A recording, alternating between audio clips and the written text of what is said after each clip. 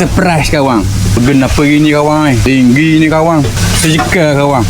Hari ini 4 hari bulan 3 bersamaan dengan 14 Ramadan. Order banyak dah kawan. Tapi aku nak tunjuk ke popokmu burger paling tinggi sekali dekat The Hamis Cabin, iaitu Trio Burger. Trio ni dia membawa maksud dia 3 patty.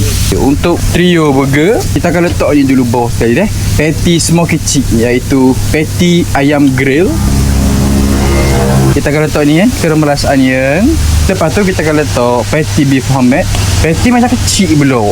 Kebiasaannya lah kalau patty kecil gini, kita akan tambah satu lagi. Okey, kita buat double lah. Apalah, lebih kira sedekah pada customer. Orang tak comel pula tau. Jadinya kita boleh double lah dia sebab kecil je tak letak caramelized onion. Last but not least, letak crispy zinger pula atas kali.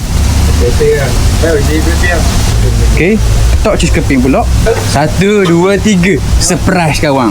Kenapa gini kawan tinggi ni kawan. Sejeka kawan.